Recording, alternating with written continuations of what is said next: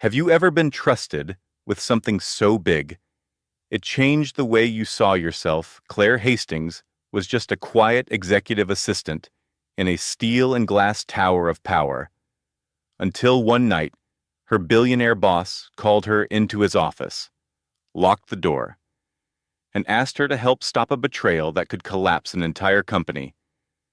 But what he really needed was someone he could trust more than anyone else in the world.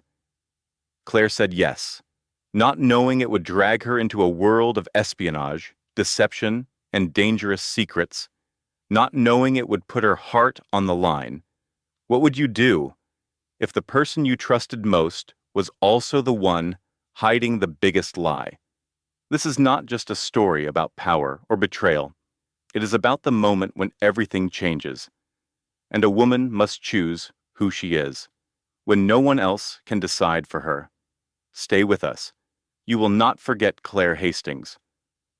The rain had been falling all evening, a soft, steady rhythm that wrapped the city of Chicago in a kind of tired hush. It was the kind of night that made people stay in. Lights dimmed low, coffee warmed, a book half read on the table. That was where Claire Hastings had planned to be. She lived in a modest one-bedroom apartment in Lakeview East. Her space was tidy. The walls were painted a warm cream. She liked muted things, uncomplicated, the kind of place where you could breathe after a long day. At 10:13 p.m., her phone rang. She looked at the screen. The name made her sit up straight. Ethan Caldwell. She hesitated, only for a breath. Then she answered. "Hello." His voice was low, firm, but different somehow. "Claire, I need you to come to the office. Now, something has come up." She blinked at the rain tapping gently on her window. "It is after 10, Mr. Caldwell." "I know the time. This cannot wait. Use the side entrance. Take the private elevator. Do not talk to anyone." Then silence. He ended the call. Claire sat there for a few seconds. She looked at the phone in her hand as if it might explain something, but it said nothing. So she stood. She pulled on a black trench coat, buttoned it up to the collar, slipped her work heels back on. No makeup, no pretense.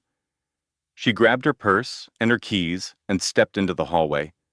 The sound of her door clicking shut behind her was sharp in the quiet. Downtown was nearly empty. A few taxis moved like shadows on the slick roads.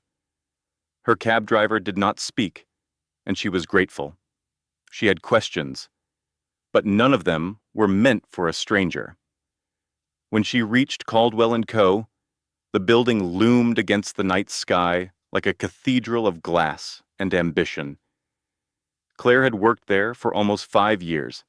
She had seen Ethan Caldwell rise from a startup founder to one of the most sought-after voices in tech finance.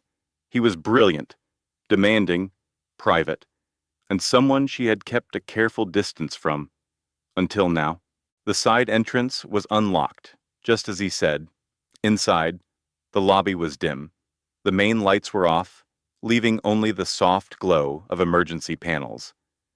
The security guard barely glanced up from his station, but he nodded at her like he knew. She walked to the executive elevator. Her phone buzzed. Code 1934. She entered it. The doors closed. The elevator began to rise, smooth and silent. She counted the floors.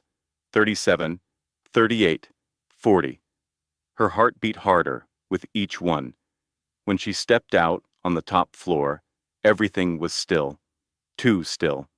The hallway lights were on but low. The carpet muffled her steps. She passed familiar offices, all closed and dark. She had walked this hall hundreds of times, but never like this. At the far end stood the door to Ethan Caldwell's private office. She knocked once. "Come in." His voice came through the door like it always did. Calm, measured. Claire opened the door slowly. The room was lit with just one lamp, casting long shadows on the walls. Ethan stood near the window, looking out over the city. He did not turn around right away. She stepped inside. He turned and walked past her. Then, without a word, he locked the door behind them. The sound of the lock turning echoed in the room. Claire's breath caught. "Mr. Caldwell, sit down. Claire." She looked at him. His face was pale, his jaw tense. His eyes, usually unreadable, held something she had never seen before. Fear. She sat. He walked slowly to his desk, but did not sit. "I am sorry for the hour, but there is no one else I can call." She said nothing. He looked at her, like he was choosing his next words very carefully. "Do you trust me, Claire?" The question hung in the air. She looked at him for a long moment. "I work for you." "That is not what I asked." Her hands folded in her lap. She looked down at them, then up. "Yes, I do." He exhaled. It sounded like he had been holding that breath all night. "Then I need to tell you something. And once I do, your life will not be the same." He walked to a panel behind a bookshelf, pressed his hand against a flat section of wood. There was a soft click. A drawer slid open. He pulled out a manila folder, thick, labeled in red, Mosaic. He placed it on the table between them. "This is the reason you are here." She looked at the folder, then back at him. "And the reason I could not sleep tonight." The storm outside grew heavier. Rain streaked across the glass like tears. Inside that quiet room, with a locked door and two people who had worked side by side but never truly seen each other, everything was about to change. The rain had not stopped. It whispered against the windows like a secret that refused to be silenced. Claire stared at the folder labeled Mosaic. The bold red letters made her feel cold. Ethan stood beside the table. His hands rested on the surface, firm but not rigid. There was something in his posture that looked heavier than usual. She reached for the folder slowly. "Can I open it?" He nodded once. Inside were printed documents, charts, maps, photographs.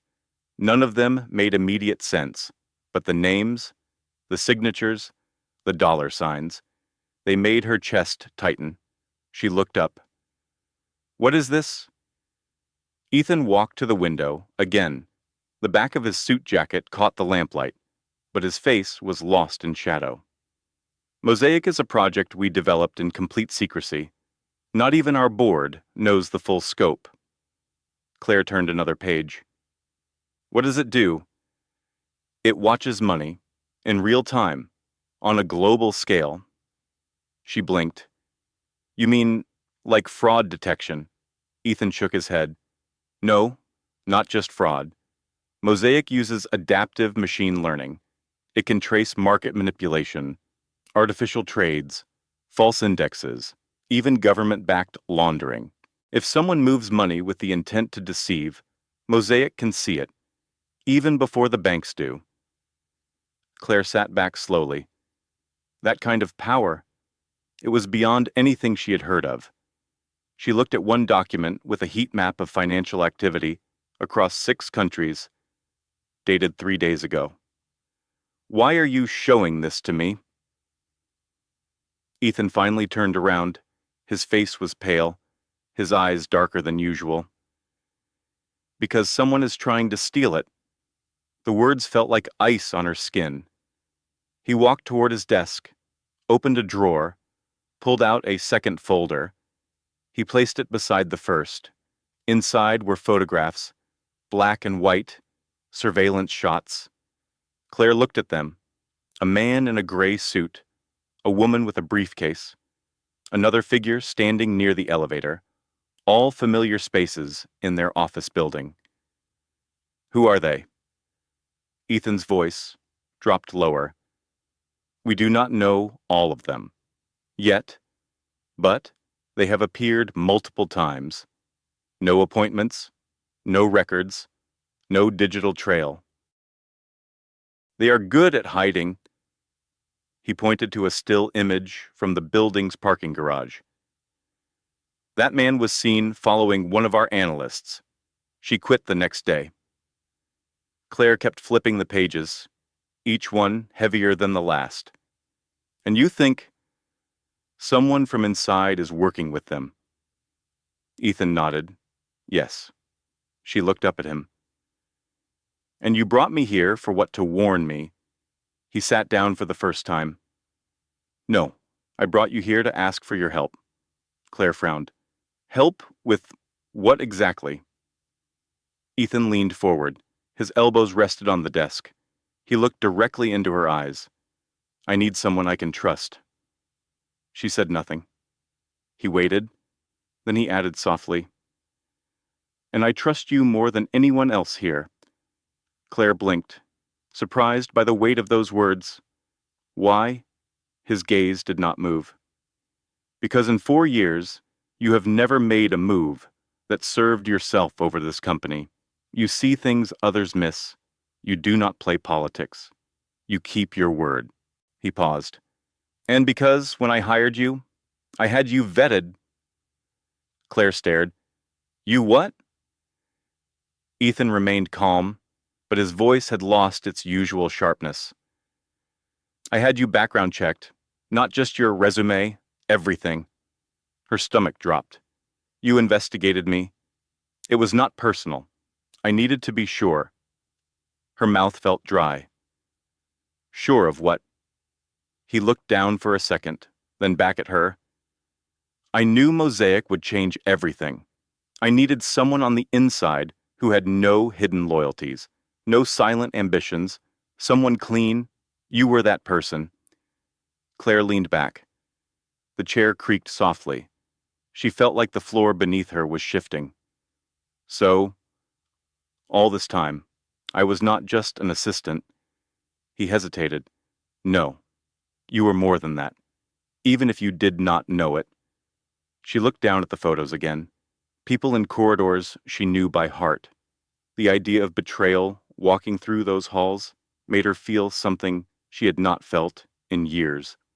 Fear. Real, quiet fear. The kind that seeps into your thoughts and stays. What do you want me to do, Ethan? His voice dropped lower. I need you to get close to them. Her breath caught. He kept talking. They are looking for someone inside, someone who feels left out, overlooked, smart enough to matter, bitter enough to sell. And you want that person to be me, not the real you, but the version they will believe. She stood, walked to the window. Below, the streets were shiny with rain. The city moved slowly, like it knew something was coming. You want me to become a lie? I want you to help me stop something terrible before it begins. She stayed quiet. Ethan rose, stood beside her. Neither spoke for a long time. Finally, she whispered, Why now? Why me? He looked at her, his voice barely audible. Because they are getting close, and because I trust you, not just with Mosaic, but with everything. Outside, the rain fell harder. Inside, Claire felt something changing, not just in the room, but inside her. Something she could not name yet, but it would not go away. The air in the office had changed. Claire could feel it. It was not just the silence. It was the weight of what had been said.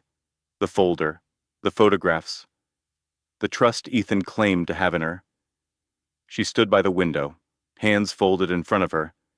The rain outside was softer now, more like a whisper than a warning. Ethan had not moved from his place near the desk. He gave her space. That, at least, he understood. You want me to pretend I am someone I am not, she said finally. Her voice was low. but steady. I am not a spy, Ethan. I do not know how to lie. Not like that. He nodded slowly. I know. That is what makes you the perfect person to do it. Claire turned to face him. Her eyes searched his, looking for something she could hold on to. I am an assistant. I schedule meetings. I organize data. I keep things running. That is what I do. Ethan stepped closer. Not too close. You do more than that. Always have. But this, she shook her head gently. This is something else entirely. He did not argue. Instead, he picked up the mosaic folder again. He opened it to a page near the back, a chart, names, accounts, transfers. These are real, and they are dangerous. The people behind this do not just want to steal technology. They want to break the systems that hold everything together. Claire looked at the chart, then at him. And you think I can stop that? I think you might be our only chance. Her hands tightened. A long pause passed between them. Then she asked, What exactly would I have to do? Ethan breathed in slowly, his voice lowered. We will create a cover story. You will appear disillusioned, frustrated, a rising star who feels stuck, passed over for promotion, underpaid, undervalued. Claire raised an eyebrow. That will not be hard to believe. He gave a soft smile. That is the point. He walked to a locked cabinet near the back wall, entered a code. Inside were several files, devices, a slim black phone, a wallet. He took out a single folder and handed it to her. She opened it. A different name stared back at her. Clara Hartwell, born in Ohio, finance degree from Georgetown, worked for Caldwell & Co. for 6 years, promoted once, then plateaued. It was her, but not. How long have you had this ready? Ethan did not answer right away. Long enough to know it would be needed eventually. Claire's jaw tightened. So, you planned this? No, I prepared for it. She walked across the room, slowly. Her heels made soft sounds against the floor. Do you have any idea what you are asking me to do? Yes. You want me to risk my life, my future, everything I have built. I know. She turned sharply. Why not someone else? One of your analysts, your legal team, someone trained for this. Because they will not get in the door. These people are too smart. They know who is clean and who is not. They watch patterns, behavior, access levels. You are invisible to them, and that is your greatest strength. Claire let the words sink in. She looked down at the folder in her hand. Clara Hartwell. She did not know who that woman was. Not yet. She walked back to the desk, set the folder down gently. And what happens if they believe me? Ethan looked at her carefully. Then they will test you. They will ask for something small, something that feels safe. A client name, a list, numbers that look meaningless. And they will be watching your every move. Claire sat back down. She felt tired. But this is not what I signed up for. Ethan, I wanted to work hard, stay out of trouble, do good work, go home. He sat across from her. And I wanted to build something that mattered, something honest. But here we are. There was a long silence. Claire stared at the mosaic folder, at the fake name on the ID card. Then she said, I have one condition. Ethan leaned in slightly. Name it. When this is over, I want the truth. All of it. Not just about Mosaic. About you. About what we really do here. He nodded. You will have it. She looked at him closely. And I want to walk away if I need to. No questions. No guilt. You will have that too. Claire stood. She picked up the folder, walked toward the door. Ethan rose quietly and unlocked it. She paused before stepping out, then said softly, "I am not brave, Ethan." He looked at her. "Maybe not, but you are not afraid of the right things, and that matters more." She walked out into the hallway. The soft lights buzzed overhead. Behind her, the door clicked shut. In her hand, the folder felt heavier than anything she had ever carried, but she did not let go. Claire stood in front of the mirror. The woman staring back at her looked the same, but something had shifted. It was not the tailored blazer or the new pair of glasses that made her pause. It was the way her shoulders sat higher, tighter, like they were carrying something invisible. The apartment Ethan had arranged for her was on the west side of the city. Temporary, plain, one bedroom, no memories, no history, just a place to hide in plain sight. She had been there for 3 days, every morning. She followed a routine designed by the firm's internal security team. Role play, phrasing, eye contact, deviation handling. They gave her a new background. She practiced it like lines from a play. Her family was from Dayton. She left a job in Boston. She hated the Caldwell board. She was brilliant but overlooked. That last part did not take much pretending. Claire sat at the small desk by the window and reviewed her new documents again. Driver license, corporate ID badge, bank records, even an old photo with a fake college roommate. Clara Hartwell. She whispered the name once out loud. It felt strange on her tongue. At night, she read, not fiction, but reports, patterns of past infiltrations, behavioral red flags, warnings. She learned what would give her away. A pause too long, a look of sympathy, a reflex to tell the truth. It was harder than she expected. Claire had always relied on what was real, what was in front of her. She had no use for pretense. Now, she was supposed to become a mask. There was a knock on the door that afternoon. She opened it. A woman stood there with short, dark hair and a neutral expression. "Angela from compliance," the woman said. Claire stepped aside. Angela walked in, glanced around, then placed a small black device on the table. She tapped once. "Now we can speak freely. This space is secure." Claire nodded. Angela looked at her. "How are you holding up?" Claire thought for a moment.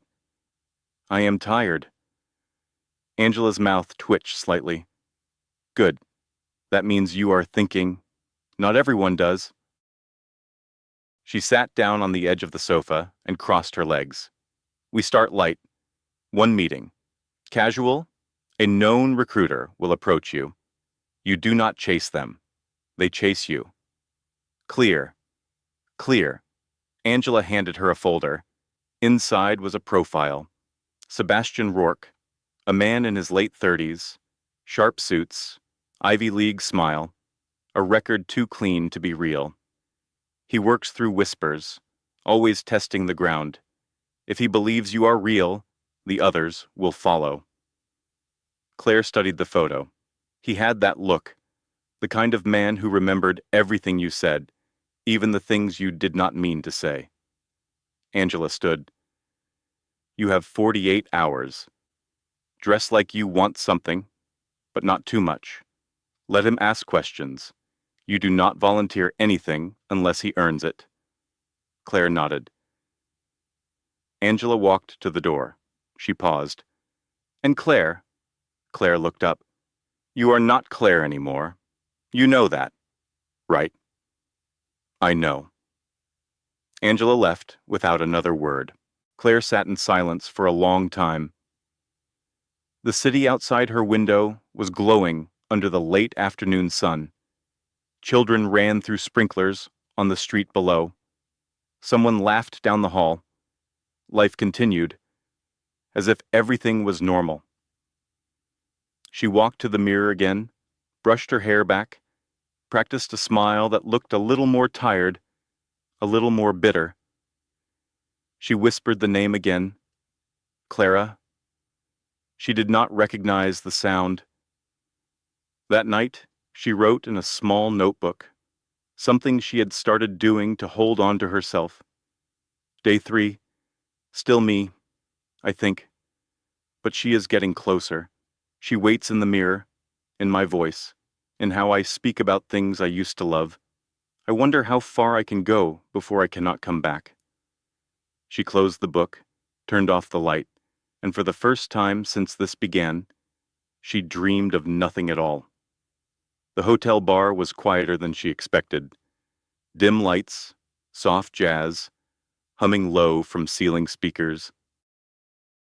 A few patrons dotted across leather booths, well-dressed, discreet, the kind of place where conversations never left the table. Claire sat at the far end of the bar. She wore a fitted red dress, one shade deeper than wine, not flashy, just enough to suggest something had shifted in her. Her hair was pinned loosely, glasses off. A small necklace glimmered at her collarbone, something borrowed from the wardrobe prepared for Clara Hartwell. She ordered a martini, dry, no olive. She scrolled on her phone with intention, not truly reading, just moving, waiting, watching the mirror behind the bar. At 7:18 p.m., he appeared, Sebastian Rourke. He wore gray, always gray. They had told her. A tailored suit, crisp white shirt, no tie, clean-shaven, hair slicked back, but not overdone. He approached the bar slowly, ordered whiskey, neat, then glanced sideways. "You look like someone waiting for a decision." His voice was smooth. Just the right mix of curiosity and distance. Claire turned slightly. Just enough. "Maybe I am." He took the seat beside her. "Care to share?" She sipped her drink. "Only if you have more than polite small talk." A soft smile curved his mouth. "I can manage that." He leaned back on his stool, studying her. "You work in finance." It was not a question. "I used to." "And now?" "Now I drink overpriced cocktails and wonder what went wrong." Sebastian chuckled. "Sounds familiar." He took a slow sip of whiskey, then nodded at her glass. "Bad day? Bad year? Let me guess. You were promised a promotion. You delivered results. Outperformed your peers. Then someone less qualified got the seat." Claire blinked slowly. "You are either very observant, or you have said that to someone else before." "Both." A brief silence. Then she asked, "And what do you do?" He smiled. "I connect people, those who are talented but unappreciated, with opportunities where they are seen, valued, compensated properly." Claire looked at him directly. "You mean poaching?" He shrugged. "I mean possibilities." Her eyes narrowed, just a touch. "And how do you know I am worth the effort?" Sebastian tilted his head. "Because you are here, alone, on a Tuesday, in a bar mostly filled with ghosts. Because you ordered a drink that says you want to be noticed, but not approached." He paused. "And because I have read your name before." Claire stiffened. Just slightly. "My name, Clara Hartwell." He said it slowly. "Teston." She recovered with a small smile. "Then I hope what you read was accurate." He leaned closer. "Your profile says you handled client analytics at Caldwell, that you sat in on strategy meetings but never spoke, that your insights showed up in other people's reports. You were used, not recognized." She laughed softly. "And let me guess, you are the savior." "No," he said. "I am the mirror. You decide what you want to see." That made her pause. He studied her carefully, as if he had all the time in the world. "You are not in a hurry to leave that company, are you?" Claire looked down at her glass. No. Then why are you still there? She thought for a moment. Because I was hoping someone would finally notice. That they would say, we were wrong. You deserve better. And they never did. He nodded once, then reached into his coat pocket, pulled out a silver business card, plain, clean, no logo, just a name and number. He slid it across the bar. If you are tired of being invisible, call me. Claire took the card. Her fingers held it lightly. She met his eyes again. And if I do, what happens next? Sebastian finished his whiskey, set the glass down carefully. You meet people who see you, who value you, who pay more than lip service. Then he stood. Good night, Clara. And just like that, he walked out. No drama, no theatrics, just footsteps fading into the hallway. Claire sat for a while longer. She touched the edge of the card with one finger, then tucked it into her clutch. She reached for her phone, opened a text draft to Angela. Contact made. No signs of suspicion. Full control maintained. She did not send it yet. Instead, she looked at her reflection in the mirror behind the bar. The woman in red, eyes sharp, shoulders steady. She whispered under her breath, not invisible anymore. The second meeting happened 2 nights later. It took place at a rooftop lounge in River North. The lights were dim and warm.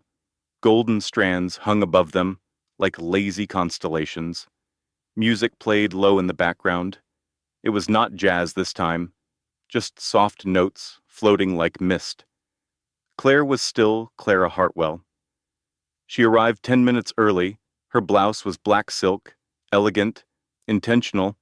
Her hair was down this time, not tightly pulled back like before. She looked softer, slightly more worn. It was part of the design. Angela had explained it that morning. They expect to see change. The first meeting raises the question. The second begins to answer it. At exactly 7:37 p.m. Sebastian appeared. He walked straight to the table. No greeting, no smile. Claire knew not to offer, either. This time, he was not alone. He was joined by 2 others. A woman with silver hair and a gaze like a blade, mid-40s, clean lines in her suit, no jewelry, and a younger man, late 20s, maybe, lean, alert. His hands never left his lap. Sebastian made a brief introduction. This is Catherine Sloan. She leads strategic expansion. Catherine gave a nod that felt like a test. And this is Daniel. Daniel said nothing. His eyes did all the talking. Claire nodded once to each of them.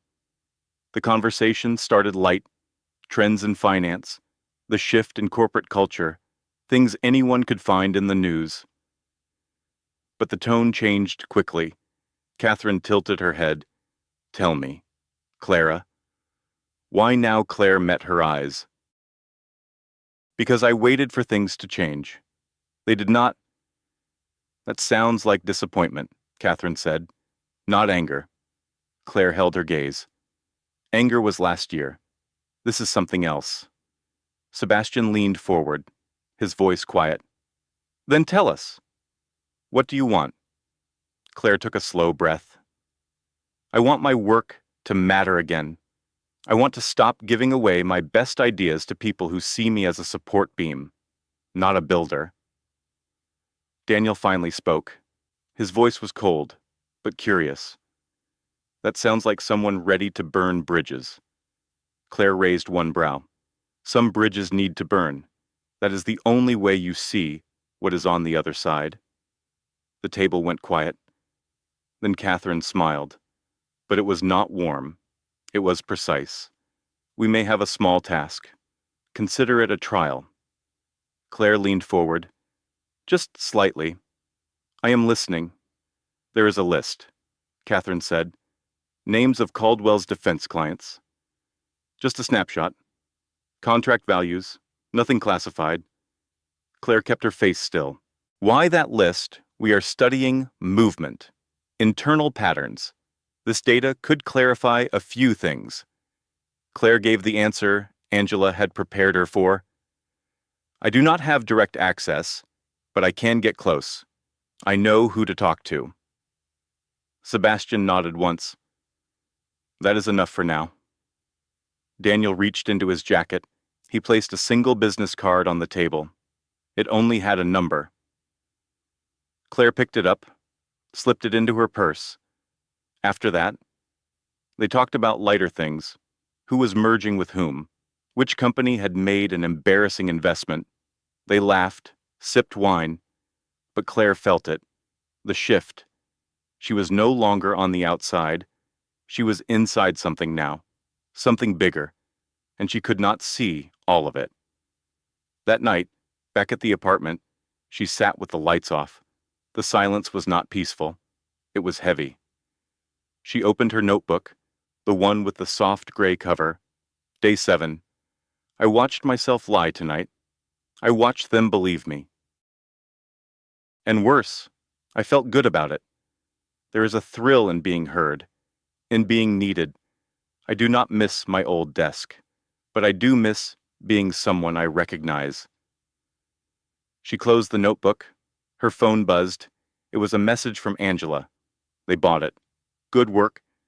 Be ready for next phase. Stay alert. Claire turned the phone over. Then she got up, walked to the window, opened it. The city smelled of pavement and distant rain. Somewhere below, a dog barked, a siren passed, life continued, but she felt distant from it, like she was watching from behind glass. She whispered to herself, "Stay alert," but deep down, she already knew this was no longer acting. The following day started like any other: emails, meetings, coffee with too much cream. Claire sat at her desk in Caldwell's open plan workspace. The buzz of conversation around her sounded distant, like she was underwater. She was not thinking about numbers, or slides, or deadlines. She was thinking about the card in her purse, and the list they wanted. She had already decided what to do. Angela would send a fabricated version. The data would look real, but would carry embedded markers. Once they shared it with their network, they would be traceable, simple, clean, but nothing about that day stayed simple. Around 3:00 p.m., Claire received a calendar invite: private meeting, executive floor, conference room C, from Ethan, no explanation, no assistant copied. Her heart jumped. She stood up calmly, took the stairs instead of the elevator. She needed the extra moments to breathe. The hallway outside conference room C was quiet. She knocked once. Ethan opened the door himself. His face looked tired, eyes a little darker, hair less perfect than usual. He gestured silently for her to enter. Inside, the room was empty. No laptop, no slides, just Ethan. And something different in his eyes. I need to ask you something, he said, but I want the truth. All of it. Claire sat down slowly. What is this about? Ethan sat across from her, folded his hands on the table. I know things at Caldwell have been tense, the layoffs, the budget reviews. You have been quiet, distant. She stayed silent. I just need to know if you are still with us, if I can still trust you. Claire felt her stomach tighten. The room was too still. Her voice stayed calm. You know me, Ethan. That is why I am asking, he said. Because I do. And something feels wrong. She wanted to believe this was just worry, just concern, but there was something else behind his words. A pause, a shift. He leaned forward. I saw you the other night, he said. River North. Rooftop bar. You were not alone. Claire froze. She had not seen him there. Who was I with? She asked carefully. A man. 2 others joined later. Looked like a meeting, but not for work. Claire searched for a lie, a safe version. She found none. Ethan continued, I asked security to check camera logs, not because I want to trap you, because I need to know what is going on. He reached into his pocket, placed a small drive on the table. This has footage. From that night, I did not show anyone else. Claire did not touch the drive. Instead, she asked softly, Why are you telling me this? Because, he said, and his voice broke slightly, because I care about you, and I need to believe you have a reason for whatever this is. His eyes met hers, and there was pain there, genuine pain, not just from betrayal, from fear, from love. Claire felt something shift in her chest, and yet, deep down, something else rose, a question, a whisper. What if Ethan was not just worried? What if he knew more than he claimed? She stood slowly. I cannot explain everything, she said. Not yet. Ethan stood too. I am not the enemy. Claire. I hope not, she replied. She left without taking the drive. That night, Claire met Angela at a parking garage in Lincoln Park. Angela leaned against a silver sedan, arms crossed, serious face. He is watching you, Claire said. He knows about the rooftop. Angela's face hardened. We expected surveillance, but not this soon. Claire paced. There is more. She told Angela everything. The meeting, the questions, the footage. Angela listened in silence. When Claire finished, Angela spoke carefully. There is something I have not told you. Claire stopped walking. Angela continued. Ethan is not just your boss or your past. He is under investigation. Claire blinked. What Angela looked at her directly. For potential involvement in intelligence leaks. Nothing confirmed. But there are flags. Money movement. Offshore meetings. We were watching him before we watched you. Claire stepped back. The air felt thinner. You think he is part of it? We do not know yet. But if he is, you are closer than anyone. That makes you an asset. And a target.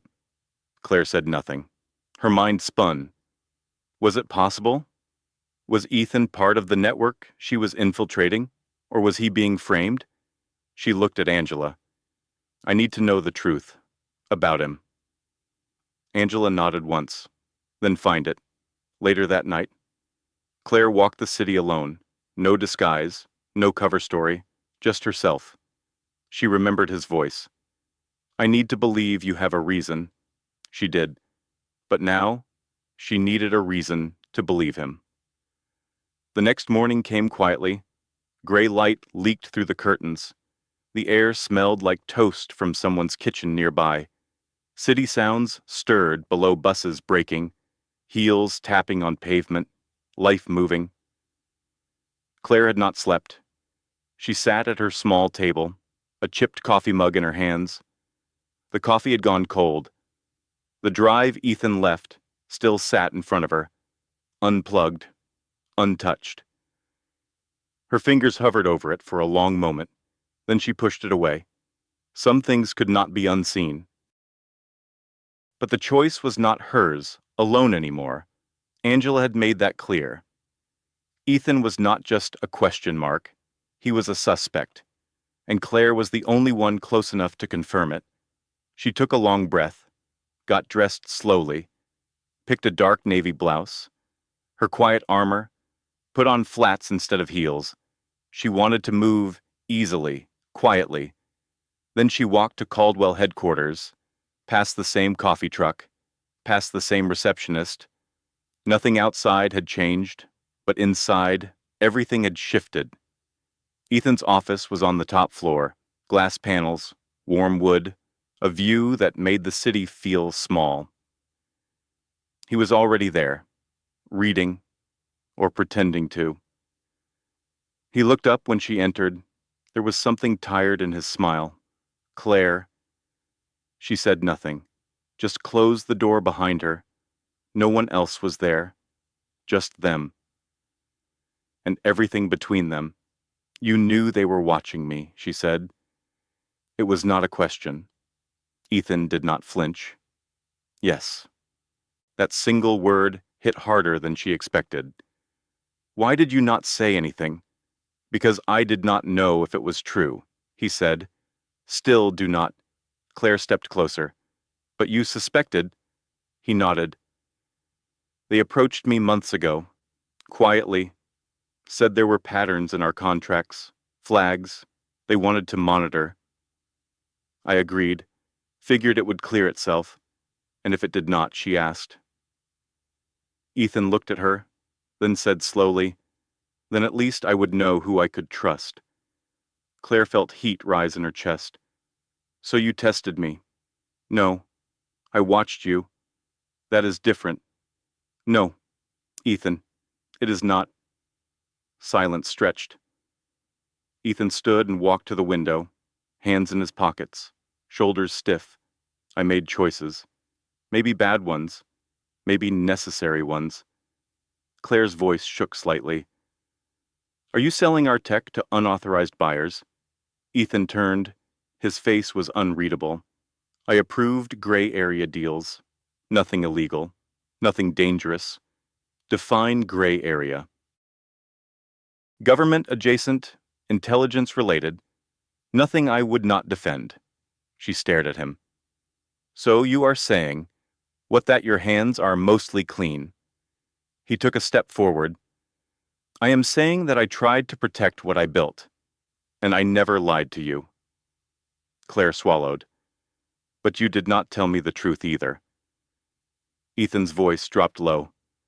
I did not want you involved. Her eyes burned. I already am. Another silence.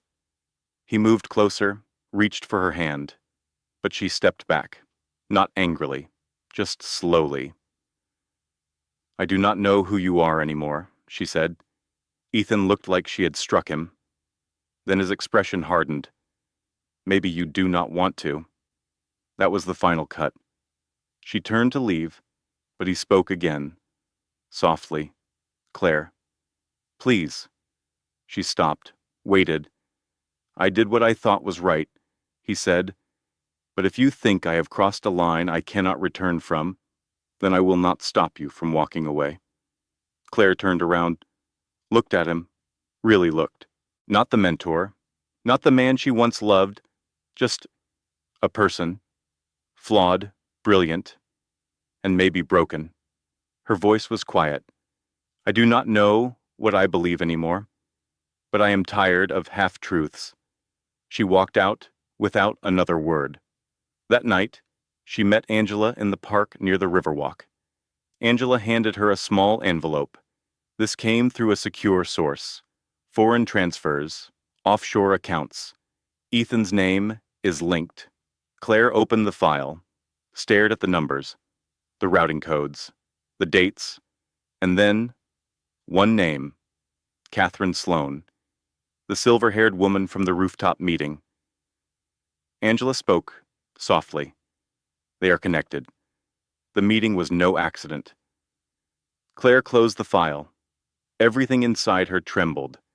Ethan had known more than he said, and she had just walked away from the one person who might have told her the truth. Or had he? She looked up at the sky, stars hidden behind light. A plane blinked slowly as it passed overhead. Claire spoke without looking at Angela. What do I do now? Angela answered with no hesitation. You finish this. The warehouse sat at the edge of the industrial district, fenced off, forgotten by most. To the world, it was just a metal shell, rusting quietly among old shipping crates and weeds. But to Claire, it was where the answers waited. Angela had not wanted her to come alone, but Claire insisted. Some truths had to be faced without backup. She parked 2 blocks away, dressed plainly, no jewelry, no bag, just a phone in her coat pocket, set to record. As she approached, she felt her breath tighten. The air smelled of damp metal and distant smoke. Every step echoed. The warehouse door creaked open without resistance. Inside, dim lights flickered overhead, shadows danced, and then a voice. "You are early." Claire turned. Catherine Sloane stepped from the darkness. Calm, cold, impeccable. "You said you wanted answers." Catherine said, "So here we are." Claire stood her ground. "Why me? Why all this?" Catherine smiled. "Because you were always watching, quiet, smart, loyal. Ethan trusted you. And that made you valuable." Claire's chest tightened. "So this was never about me. Just about him." Catherine tilted her head. "Is that not always the way men with power, women in their shadows, until they are not?" Claire felt a surge of anger. "You used me." "No," Catherine said. "I recruited you. You just did not know yet."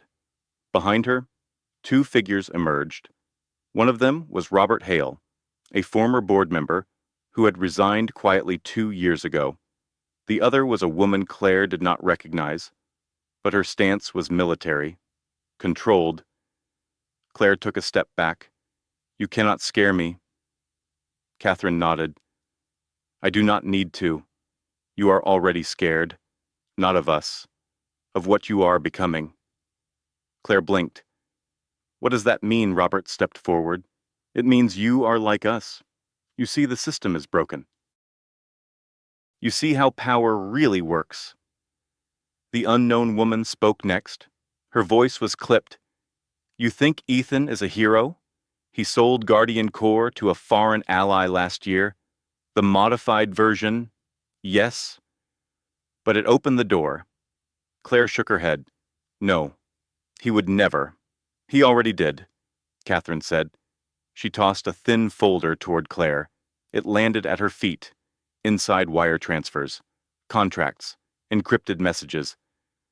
Her hands trembled as she scanned them. "Why show me this now?" Claire asked. "Because you are at a crossroads," Catherine said. "You can expose us, or you can join us." Claire looked up sharply. "Join you. You want truth," Robert said. "We are the only ones not pretending anymore." Catherine stepped closer. "We offer protection, power, and a purpose." Claire backed away. "You do not want justice. You want control." Catherine's smile faded. "Control is the only way to survive." Claire reached slowly into her coat. Fingers brushed the phone in her pocket. She pressed the button. Live stream activated. Hidden camera on. Just in time, because behind her heavy footsteps and a voice she knew too well, she already made her choice. Claire spun around. Ethan. He stood in the doorway, face pale, jaw clenched. Claire stared. "I thought you were—" "With them," Ethan said. He walked forward. "I was trying to find them." "From the inside." Catherine laughed. Bitter. "You played both sides, as always." Ethan's voice was low. "I never sold Guardian. I stalled it, delayed every deal, until I could find the leak." He looked at Claire. "You were the only one I trusted." Claire's breath caught. Her voice came out as a whisper. "You lied to me. I had to," he said. "If you knew, they would have seen it in your eyes." Catherine raised a gun. Too late now, but Ethan did not flinch. From his pocket, he pulled a small device, hit a button. Sirens echoed from outside. Red lights flashed through the broken warehouse windows. "FBI!" Claire's heart raced. She ducked as the room exploded in movement, yells, footsteps, chaos. Ethan grabbed her hand. "Run." They sprinted toward the back exit, gunshots behind them. Claire felt a bullet whiz past her shoulder. They burst into the alley behind the warehouse. A van screeched to a stop. Angela opened the side door. "Get in." They dove inside. The door slammed shut. Tires screamed as they sped away. Inside the van, silence returned. Ethan leaned against the wall. bleeding slightly. Claire stared at him. The words came out slowly. So, you are not the villain. Ethan gave a weak smile. Not today. Angela handed Claire a water bottle. You got it on camera? Claire nodded. It went live. Everything. Angela leaned back. Well done. Claire did not smile. She looked at Ethan again, then closed her eyes. Everything hurt, not just her body, but her trust, her certainty, her idea of right and wrong. That night, Claire sat alone in her apartment. The city outside kept glowing, moving, unchanged. But she was changed. The girl who once believed in rules and loyalty had disappeared. In her place stood someone else. Not broken, just awakened. She poured a glass of wine, opened her laptop, and began to write her report. Not just for Angela, but for herself. The truth. The whole, complicated, painful truth. 6 months later, the city looked the same, but Claire did not. She no longer carried the same weight behind her eyes. And yet, she was not lighter, either, just steadier. That spring, she opened a small office on the 3rd floor of a weathered brick building in the Back Bay district of Boston. A desk, a window, a coffee machine that always smelled a little burnt. And peace. She named the firm CH Ethics Consulting. Her clients were quiet, careful, companies that had survived the headlines and wanted to do better. She helped them navigate gray areas, because now Claire knew what it meant to live in them. Angela stopped by sometimes, brought bagels, laughed easily. You know, she said one morning, you could be working for the federal government full-time. Claire sipped her coffee. I could, but this feels quieter. Angela raised an eyebrow. You say that like it is a good thing. Claire smiled. It is. For now. The news about the Guardian Corps case made headlines for weeks. Catherine Sloan was in federal custody. Robert Hale, too. The unknown woman had vanished. Interpol still searched. Winchester Industries survived the storm. Barely. The board was reshaped. Transparency policies were enforced. And Ethan. He disappeared from public view after the hearings. Some said he moved to Vermont. Others, Switzerland. Claire never checked. Until the first week of October. He walked through the door of her office like it was any other Tuesday. Same navy coat, same tired eyes. She looked up from her laptop, calm. You are 2 months late, she said. Ethan nodded. I needed time. She closed the laptop. Did you find what you were looking for? Ethan exhaled, sat down. I am not sure. I think I found who I was pretending not to be. Claire leaned back in her chair. And who is that? Someone who built an empire on good intentions. And learned that was not enough. She studied him. He looked older, worn, but clearer, too. What do you want from me, Ethan? He paused. To see if there is still anything left to rebuild. Claire was quiet. The hum of traffic outside softened the silence between them. She stood and walked to the window. The leaves had turned amber and rust. The sky was pale blue. You know, she said, for a long time, I thought you were the most brilliant man I had ever met. Ethan said nothing. And then I realized brilliance without integrity burns too hot. She turned to face him. But maybe, just maybe, you have learned how to carry that flame differently. Ethan stood. I am still learning. Claire nodded. So am I. He walked toward the door, hand on the knob, then paused. I do not expect anything. Not now, but someday. Claire interrupted gently. If that day comes, we will both know it. Ethan smiled faintly. I hope so. And then he left. That night, Claire sat by her window. The city lights blinked like distant stars. In her hands was an old photo, one of her and Ethan during a company retreat. She looked younger, brighter, but she did not miss that version of herself. Not anymore. Because now, she knew what it meant to lose yourself, to fight for clarity, to rebuild with gentleness, not just strength. She lit a candle, wrote a note to a friend, replied to a client email, small things, real things. And outside, the autumn wind carried no secrets, only change, and maybe, just maybe, the beginning of something honest. Sometimes, life brings us choices we never asked for. Claire Hastings never wanted to be a hero. She never planned to carry the weight of a secret that could change lives.